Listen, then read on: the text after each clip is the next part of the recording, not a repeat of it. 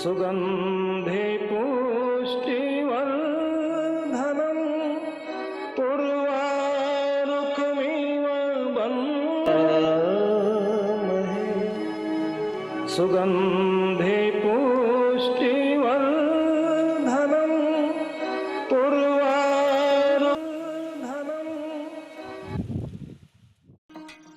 Hello everyone, সকলে কেমন আছো? আশা করি যে যেখান দিয়ে ভিডিওটা দেখছো সকলেই ভালো আছো, সুস্থ আছো। আর আমিও তোমাদের ভালোবাসায় অনেক ভালো আছি। আর শিব চতুর্দশীর সকল বন্ধুদের জানাবো শিব চতুর্দশীর শুভেচ্ছা। তো আমি নির্জলা উপবাস করে আছি, তো নিজে উপবাস করে থাকলে কি হবে, পরিবারের জন্য তো রান্না করতেই হয়। তাই সকাল সকাল রান্নাঘরে চলে এলাম। এখন দেখতে দেখতে 12টা বেজে গেছে। আর আজ খাওয়া মানে দুজন ছেলে আর ছেলের বাবা খেয়ে দিয়ে বেরিয়ে চলে গেল। এবারে আমি রান্নাঘরটা পরিষ্কার করে নেব, নিয়ে আর তো আমার কোনো কাজ নেই, কারণ মেয়ে আর আমি উপোস আছি।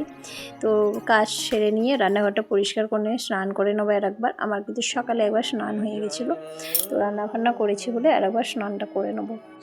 তো আরেকবার স্নান সেরে চলে এলাম। এখন আর আমার কোনো কাজ নেই, এখন একটু পায়ে আলতা পরে নেবো, নিয়ে তোমাদের সঙ্গে দেখা করছি সন্ধ্যাবেলা শিব মন্দিরে। তো চলো ভিডিওটা প্রথম থেকে দেখতে থাকো। তো এখন রাত্রি 10টা বাজে, তো আমি চলে এসেছি বাড়ির কাছাকাছি মন্দিরে।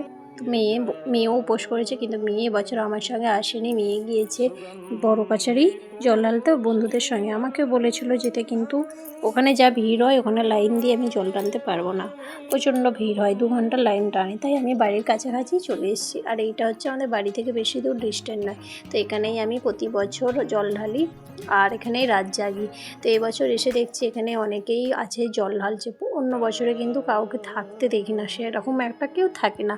তো এবছর এসে দেখছি প্রচুর ভিড় হয়েছে।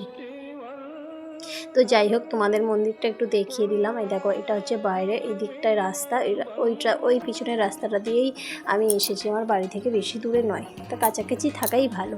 আর আমি ওই যে লাইন টেনে আমি একদম জল ঢালতে পারি না, আমার খুব কষ্ট হয়। এমনি উপোস করে থাকি, তার উপর ডালা সাজিয়ে লাইনে দাঁড়িয়ে পড়েছি। 20 জনের পরে আমি ছিলাম। তো একটু হাতে করে ফোনটা নিয়ে দেখলাম।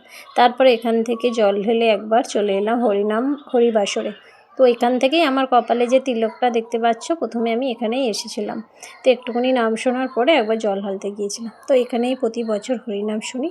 তো এখন এটা হচ্ছে রাসলীলা। রাসলীলার আগে একটা পালা শুনেছি আমি, সেটা হচ্ছে নীলাচলে পালার নাম। তো ওই হরিনামটা আমি পুরো শুনেছি। তারপরে এখন চলছে রাসলীলা। এখন হচ্ছে বাজে রাত 3:30।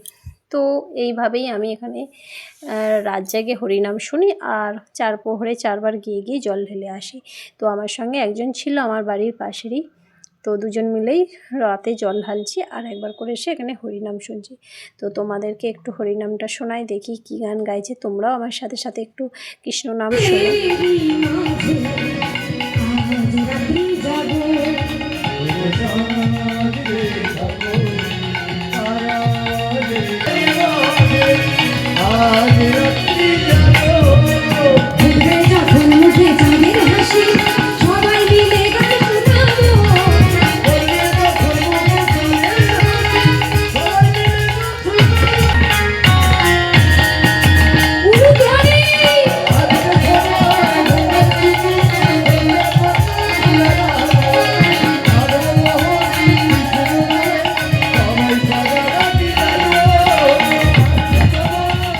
বন্ধুরা, আমার সাথে সাথে তোমরাও কৃষ্ণ নাম শুনলে। এই ছিল আজকের আমার ভিডিও। এখন পুরো সকাল 6টা বেজে গেছে আর আমাদের রাসলীলা শেষ। এখন লুটের গান চলবে।